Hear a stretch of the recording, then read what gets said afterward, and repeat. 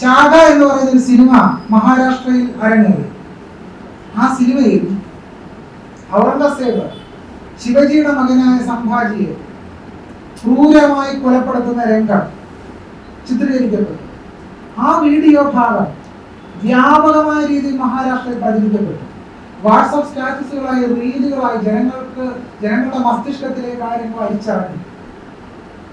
ഇത് കേവലം ഔറംഗസേബിനെതിരായിട്ടുള്ള ഒരു വിദ്വേഷം മാത്രമല്ല, മുസ്ലിങ്ങൾക്കെതിരായിട്ടുള്ള വിദ്വേഷമാണ്.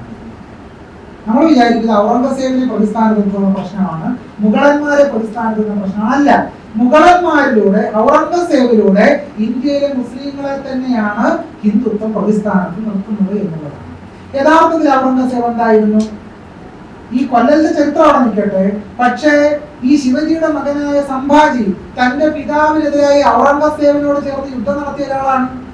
ഔറംഗസേബും സംഭാജിയും ചേർന്ന് ശിവജിക്കെതിരായി പടനയിച്ച ചരിത്രമുണ്ട്. പക്ഷെ ആ ചരിത്രം ഹിന്ദുത്വം മറച്ചു വെക്കുന്നു എന്നുള്ളതാണ്.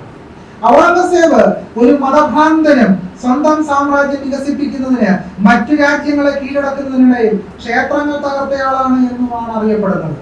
എന്നാൽ ഇതേ ഔറംഗസേബ് ചെയ്ത മറ്റു ചില പ്രവർത്തനങ്ങൾ കൂടി നമ്മൾ പരിശോധനയ്ക്ക് വിധേയമാക്കേണ്ടതായിട്ടുണ്ട്. അഹമ്മദാബാദിലെ ജഗന്നാഥ ക്ഷേത്രത്തിനായി 200 ഗ്രാമങ്ങൾ ഔറംഗസേബ് ദാനമായി നൽകി. മധുരയിലെയും ബനാറസിലെയും ഹിന്ദു ക്ഷേത്രങ്ങൾക്കും ഔറംഗസേബ് പണം ദാനമായി നൽകിയിരുന്നു എന്ന ചരിത്രം പരിശോധിച്ചാൽ നമുക്ക് ബോധ്യപ്പെടും. അപ്പം ആക്രമണത്തിന് പിന്നിൽ, അധിനിവേശത്തിന് പിന്നിലുള്ള തന്ത്രം എന്ന് പറയുന്നത് രാജ്യാധിനിവേശപരമായ തന്ത്രമായിരുന്നു എന്നും മതപരമായ എന്തെങ്കിലും വിവേചനമോ ഹിംസയോ ആയിരുന്നില്ല ഔറംഗസേബിനെ നയിച്ചിരുന്നത് എന്നും ഇതിൽ നിന്ന് തന്നെ വളരെ വ്യക്തമാണ്. മുഗൾ കാലഘട്ടം ഇരുണ്ട കാലഘട്ടമാണ് എന്നുള്ളതാണ് ഹിന്ദുത്വം നിരന്തരം പ്രചരിപ്പിക്കുന്നത്. അത് മുസ്ലിങ്ങൾക്കെതിരായ വെറുപ്പ് പ്രചരിപ്പിക്കുന്നതിന് വേണ്ടിയാണ് മുഗൾ കാലഘട്ടത്തെ ഇരുണ്ട കാലഘട്ടമായി ചിത്രീകരിച്ചത്.